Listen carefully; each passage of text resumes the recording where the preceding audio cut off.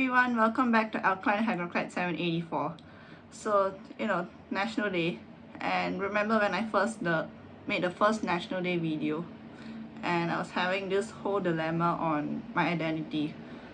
But with time, new things have happened, and I, who once felt absolutely devastated on the prospect of giving up my Indian passport, have done just that, completely on my own will. So what happened? Well, I have been less attached to my things in general as compared to when I was a kid. And, that's interesting, but it also decreased my hoarding tendencies of other things. That's not really the point of the video. So anyways, with growing up comes reality and pragmatism. Being Singaporean makes a lot more sense to me. I was literally born here, I grew up here and studied here in SG. Sure, I still have a bit of a mixed identity because I'm way more exposed to Indian culture and specifically Tamil Brahmin culture than some other Singaporean Indians might be. I prefer eating home-cooked meals that are like, yogurt rice and vegetables to anything that I could find in the food court. Although you might argue that, yeah, you can buy full South Indian meals there, but honestly, they aren't really that great for the price value. Okay, but anyways, I mainly listen to Tamil songs, as we all know, although I have a special place for NDP songs if you have watched my previous NDP videos. And I'm constantly discovering more aspects of Singapore culture as we speak, and more so now during my uni days and previously during my school days as compared to my parents, because let's face it, my parents are definitely Indians with an Indian passport, so they aren't as familiar with the Singaporean culture. So looking at all those aspects, it definitely makes more sense for me to be a Singaporean. And of course there's some other maybe slightly more trivial yet useful things, such as the very strong passport, the fact that I can probably get subsidies and things like that as a citizen compared to as a PR, and things like that. And another factor is that even after giving up my Indian passport, I can still visit India because India is nice enough to give us OCI, so I guess they're a good spot. Yeah, so I full and well know the perks of being a Singaporean, and I fully understand them, and I'm thankful for that. Even though, you may argue that, okay, you've been here for so long, you might as well have one, but at the same time, it is a privilege to be able to get the citizenship. There are many people who are actually Singapore citizens who want to leave Singapore indefinitely, and they have their reasons, I understand, but I honestly would want to be here for the long term, even though I am planning to do my PhD overseas, which is for a different reason. But after that, I'm settled here long term.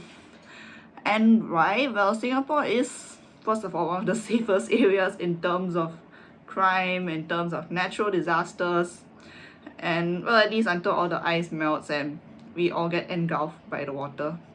And in terms of how well I adjust to the climate, this is where I understand social cues the best, and where I can still reasonably understand what everyone is speaking.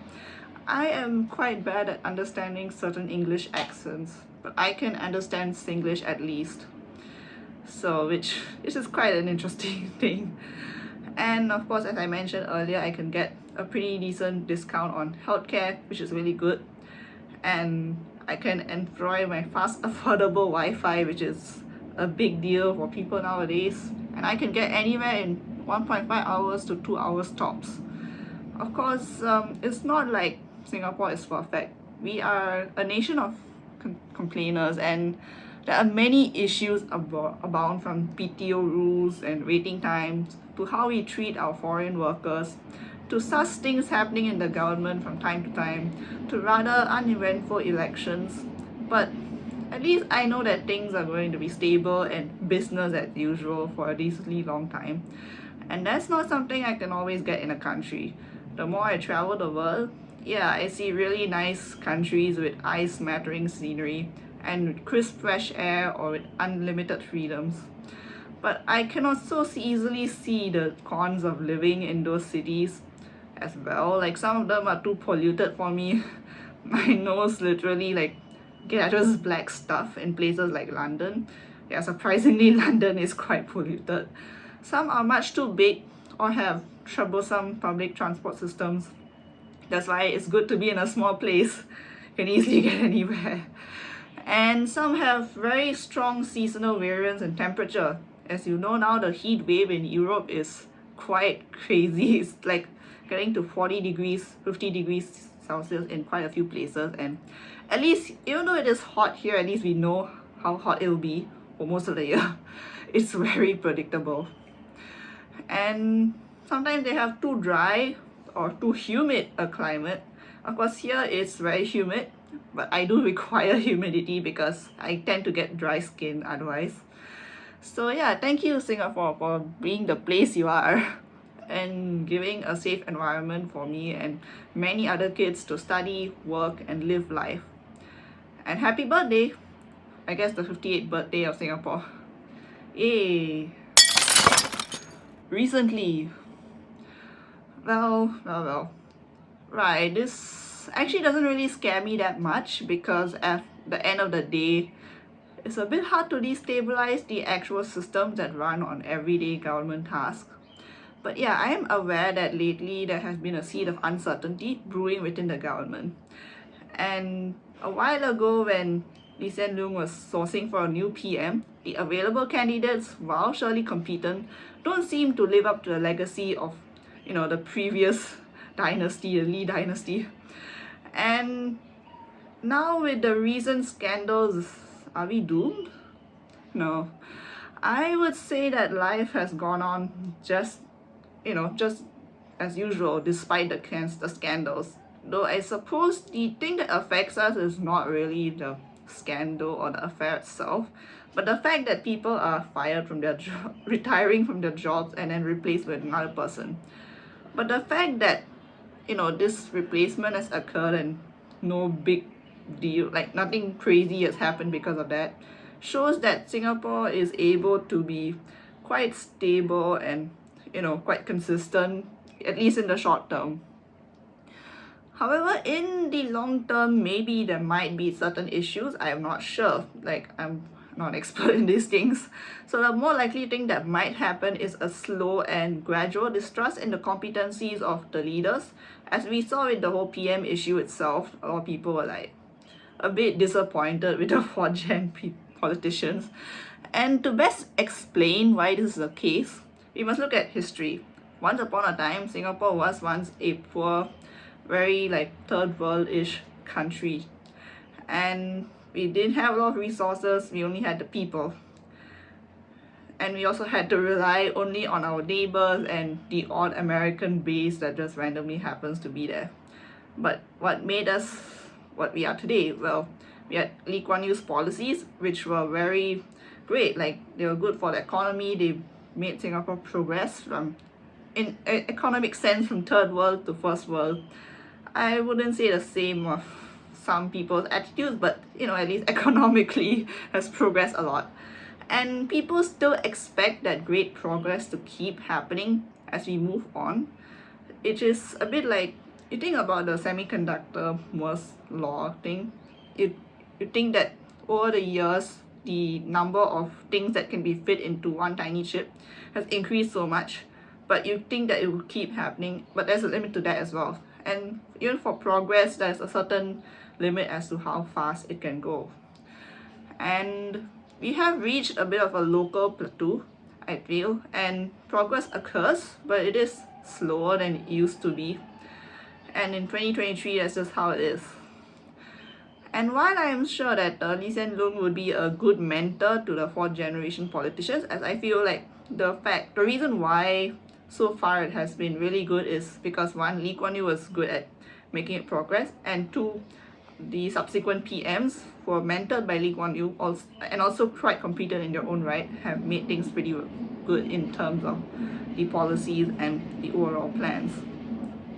And while Lee Hsien Loong is hopefully a good mentor to the 4th generation politicians and prepare them adequately for the next stage, I know many people have their skepticism since we have way too much information nowadays. We can easily see all the speaker meetings and all the other things happening online.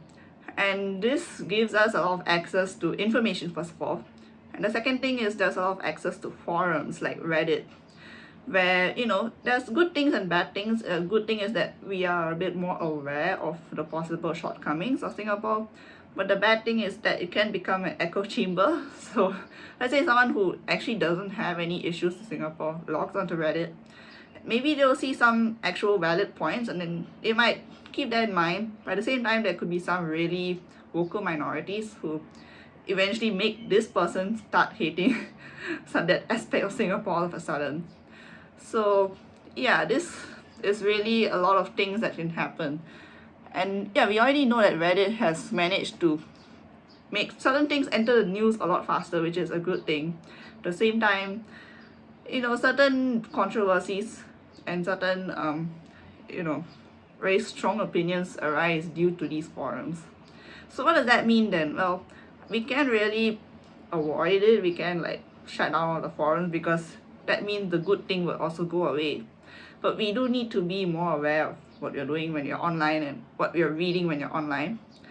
And in terms of the actual prediction of what will happen in Singapore, well, I cannot predict it. I'm just someone who's going to vote for parties in the future. But as we all know, Singapore has had a very stable political history so far, and I think it probably is likely to remain the same, I guess. So we'll probably just be fine until the ice cap melts and we all just get flooded.